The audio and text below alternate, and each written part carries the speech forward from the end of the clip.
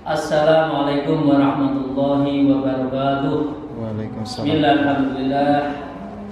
Alhamdulillahirabbil alamin. Alhamdulillahilladzi hadana li hada wa ma kunna linahtadiya laula an hadanallah.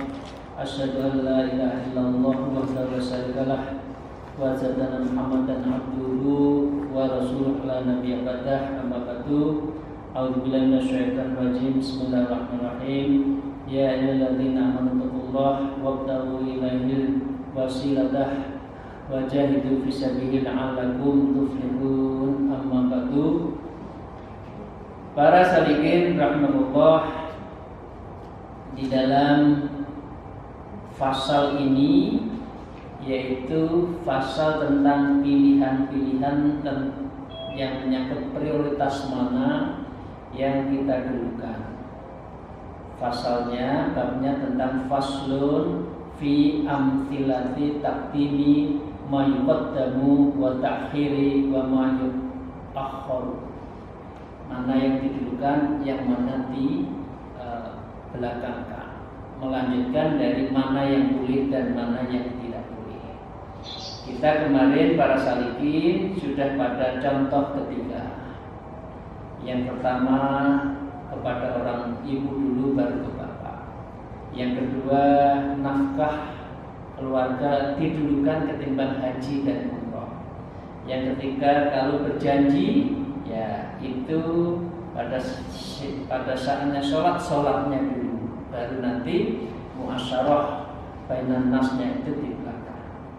Ini saya akan melanjutkan, ada 8 contoh yang kita bisa ambil tentang pedoman kalau kita lagi muasyarah sesama manusia.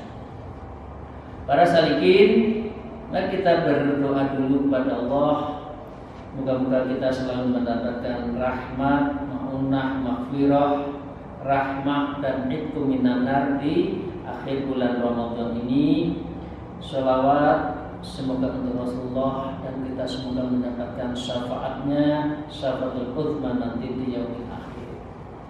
Para salikin rahmatullah, saya lanjutkan.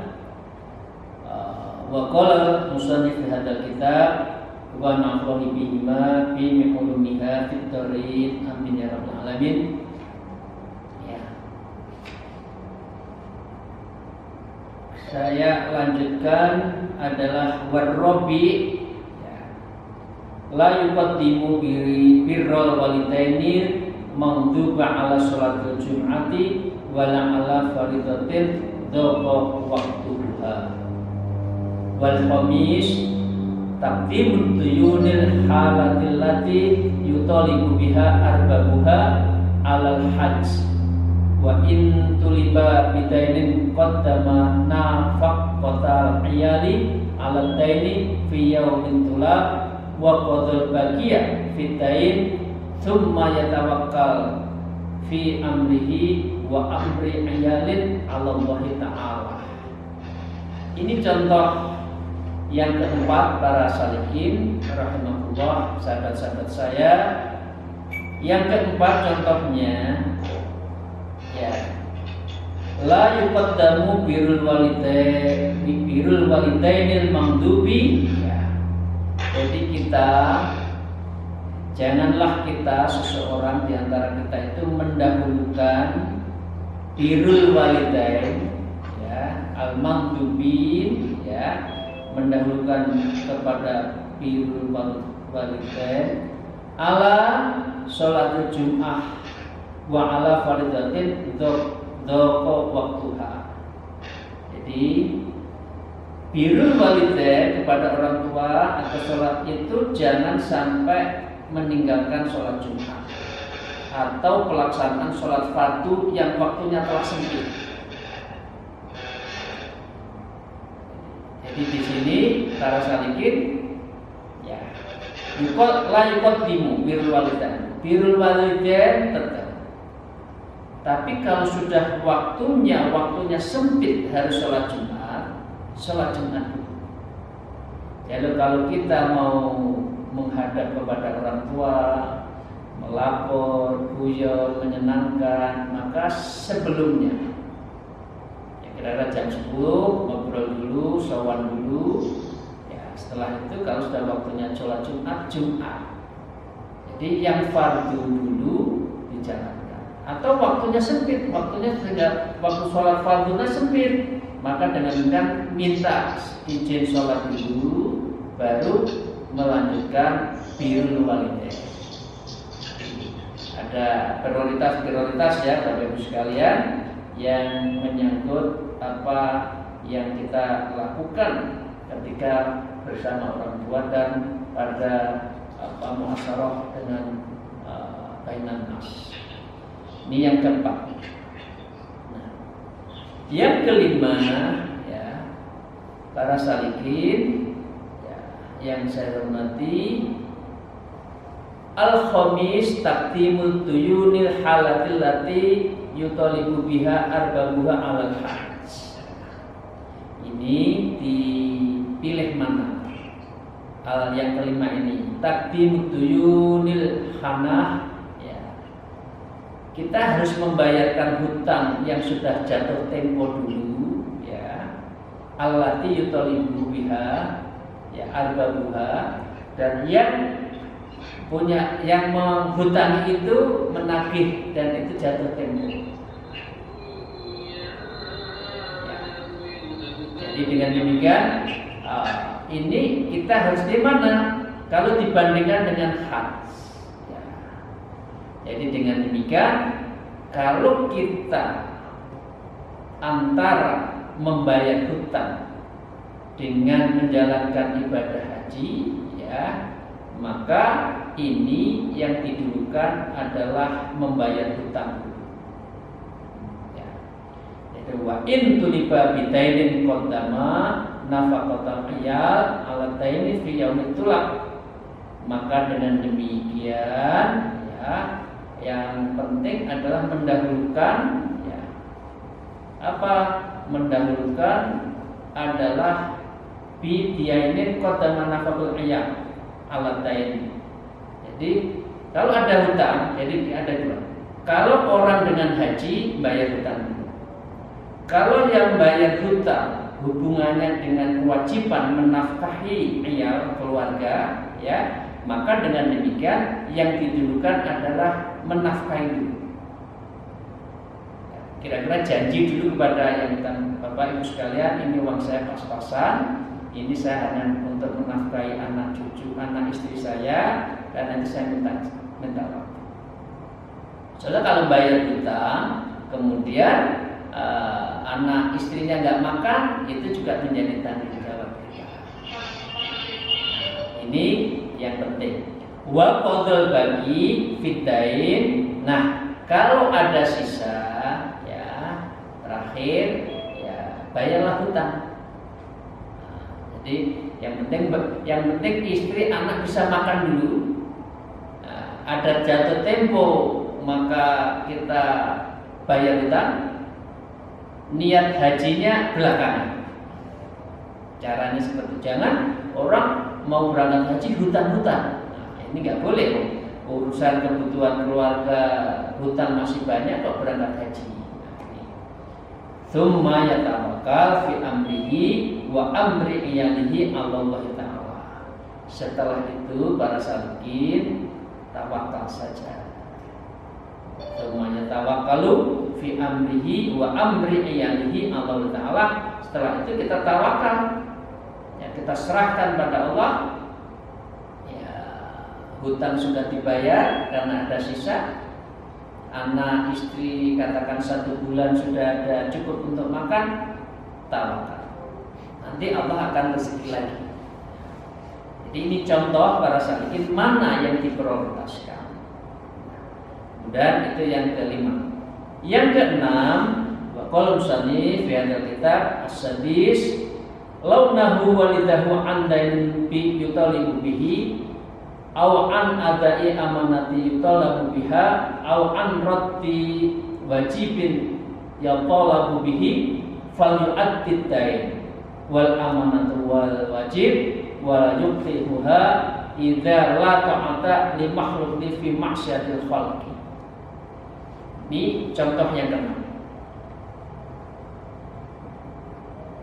As-sadis launuha walida andaini yutalbihi, apabila orang tua ini ya mengatakan ya walida andaini launuha, maka jangan bayar hutang dulu ya. Jangan hutang dulu, maka awan adai amanatin yutalabu biha ya, sedangkan atau dia melarang melaksanakan tuntutan amanah ya, itu amanah. Orang tua bilang, jangan, amanahnya jangan dilakukan, misalkan jangan bayar hutang. Awan raddi wajibin wato yato labu bihi ya, atau mestinya dia juga melaksanakan kewajiban-kewajiban amanah dan kewajiban, maka dengan demikian ya fala yu'addid dain wala amanatu wal wajib, maka dengan demikian ya ia tidak diperkenankan mematuhi orang tua. Jadi kalau kita punya hutang, itu loh beli tanah nggak usah bayar hutang, maka dengan demikian saran orang tua tadi untuk tidak didengar.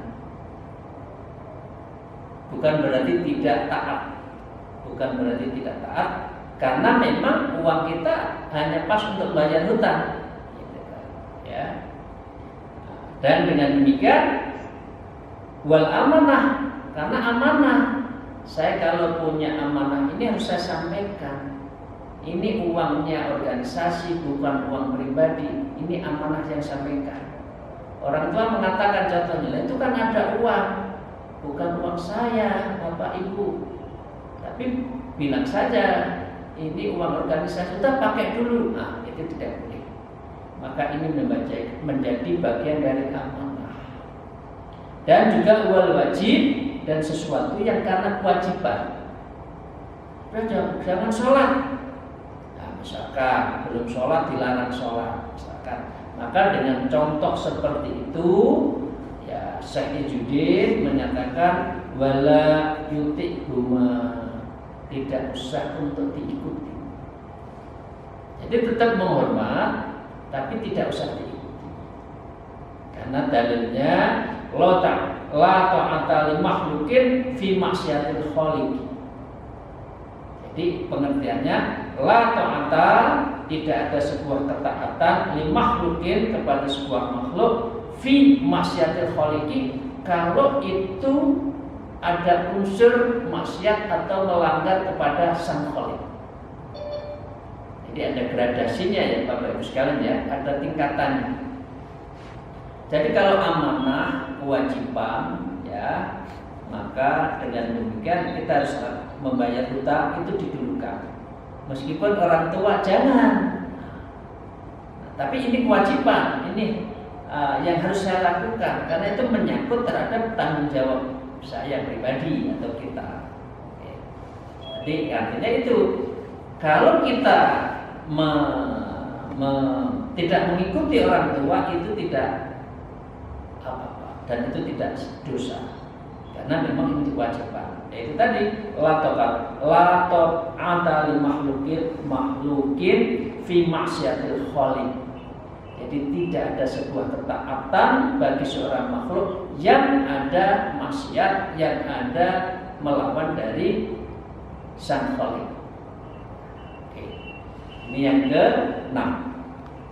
Yang ke-7, para salikin rahimahullah, as-sabi law nadara sauman mu'allaqan bisyartin fawajada syartahu fi Ramadan aw fi yaumin yahrumu fihi shaum lam yajuz wa fa'un nadri fi dzalikal waqti. Ini biasanya kita itu menghadapi kalau sudah menjelang bulan Ramadan seperti ini. Asrabi yang ke-7, law nadar sauman mu'allaqan bisyarti, tidak ada sebuah nadar ya.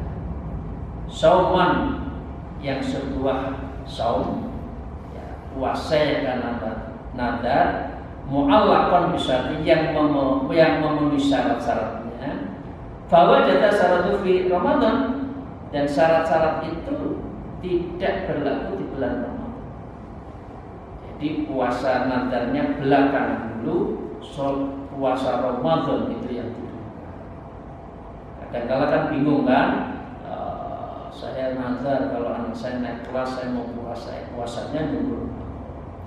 Aufi yaumin yahrumu fi shaum, atau hari-hari ya yang dilarang puasa tetap nggak boleh puasa meskipun ada nazar ya. Maka ya, dengan demikian lam yajuz wa fa'un nadri fi dzalika waktu, maka hal seperti itu adalah tidak boleh dilakukan. Fi dzalika waktu seperti itu tidak boleh, karena itu ada sudah waktunya. Ramadan, tasrik itu nggak boleh puasa. Idul Fitri nggak boleh. Jangan-jangan alasan ini saya puasa nazar, nggak boleh. Jadi dengan demikian harus taat pada aturan. Nah, yang ke-8, contoh yang ke-8, as-samin idza wajabat alaihi ibadatun muwassa'atul waqti kal hajj was shalah wa amaruhu walidahu bi amrin la yafutu alaihi sholatu wal hajj falyabda bi ta'atihima li'imkanin jam'i baina ta'atihima wa baina ma ahjaballah ta'ala. Wa kadzalika yuqaddimu kulla ma'murin mudayyikin